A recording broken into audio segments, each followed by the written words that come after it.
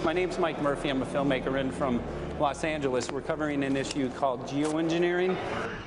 Okay, thanks guys. Senator, a quick question about the issue of geoengineering. I'm afraid I don't know what you're talking about. And wondering if you were supportive of geoengineers' proposals of spraying 10 to 20 million tons of aluminum into the atmosphere. I should really get a briefing paper on it before you give an opinion. Oh, not a problem. Are you aware of the issue? Not completely. At all? Because, okay. Do you have a letter from constituents, and people have concerns? Yeah, We're making a documentary about the sea. I don't know, you guys have credentials to be here? Yes, yes, we do. We pass through security as well. Endowed by our creator. I don't think so. Please don't Put touch that. Please don't touch my properties. You're lying. No, why? What did we lie? What did we lie about, sir? No, we're not. What are we lying about? Lying about what? It's a little unusual, huh? I haven't heard that. Okay. You're not aware of it? And it appears that these programs have already been deployed. You know, I haven't looked at that proposal, and so, you know, why don't you let me review it? I can do that. Are you aware of? Actually, I'm going to go. Yeah. Let me go ahead and get that. I will take a look at this, and I will act accordingly. General,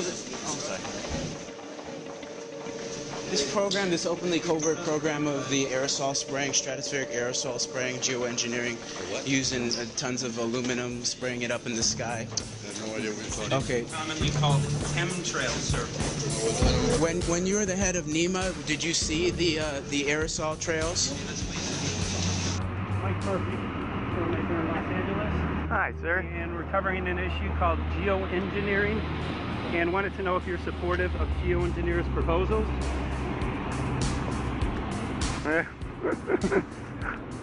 Congressman?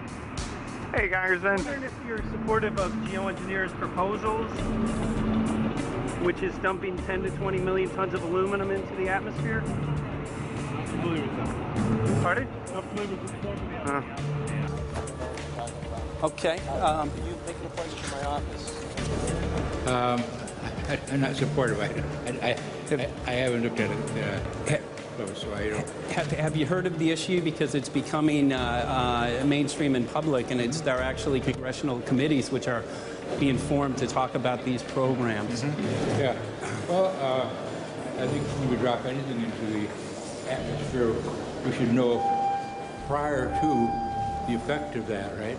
Yes. And if we don't have the knowledge as to what the effect will be, we shouldn't do it. I think there are 4 different options for thinking about deployment of geoengineering. The first one would be we just ban it. I would argue that one does not want to get too firm a restriction in place on small-scale studies early on because it'll tie the science hands. I think what the science community ought to be trying to do is say, if you do small-scale stuff inside this space, and it's a scientific question what that space ought to be, there shouldn't be a lot of oversight and restriction. Congressman? Excuse me. Hi, I'm Mike Murphy from Los Angeles, covering an issue called geoengineering. These guys are running from the geoengineering issue. I wonder why. I'd have to talk to my staff. I don't know what your details on that are. Have anyone made you aware of the issue, or? Sir? Congressman, your committee talked about geoengineering last November. Are you in support of those proposals? I'd love to give you a paper. Geoengineering? You know nothing about the geoengineering issue? Never heard of it. They call it geoengineering, but Yeah, I never heard of it. It's nothing I've ever heard anything about. I mean, when we looked up in the air today outside the sea, we saw this stuff going on. Quickly, have you heard of geoengineering? No. The proposal is to shoot 10 million tons of metals into the air. This committee, Science and Technology, covered it for the first time. No, I've never heard of it. So we were very concerned. How you doing? I'm fine. So what? We spoke with Congresswoman Watson's office, and her press secretary, Ms. White, was familiar with Representative Kucinich's Space Preservation Act, which mentioned chemtrails and the weaponization of the atmosphere and space, and then it was pressured to be taken off the bill. Did you see the aerosol spraying going on today over the Capitol? Congressman? Geoengineering carries with it a tremendous range of uncertainties, ethical and political concerns, and the potential for catastrophic environmental side effects.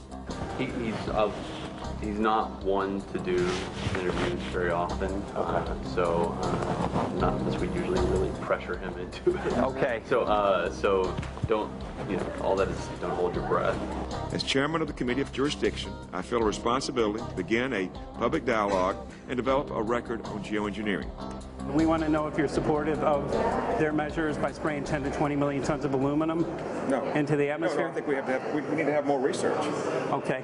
And about the issue of current deployment, there's literally a mountain of evidence that many people believe proves the deployment of these programs. Any knowledge of that? No, there's certainly not a mountain of evidence, but I do support research into geoengineering, and I also support looking into the international governance of that. Okay. I hope anybody that has studied it knows, at least I think, that it's a radical proposal, and I hope we don't have to use it, but there may come that point in time where we do. Now, if we could provide you with the evidence that suggests that these programs are and have been ongoing, would you be willing to address this publicly? We've had about 3 or 4 hearings on it. We have addressed them publicly. Well, not about the proposals, but about the current deployment of these programs. Citizens. I don't support the current deployment. I think we need to have more research, and they have consequences that go beyond one nation. And so I think that there needs to be governance to that. Governance is not simply an issue of deployment, but governance before deployment in terms particularly of large-scale scientific fieldwork. I concede that on this subject and in general, it's not popular to talk about global rules. And when these people started talking about the need for UN Security Council oversight, a supranational environmental security enforcement with a strong mandate by the UN, it really is clear that they're looking for a global power behind the manipulation of the environment.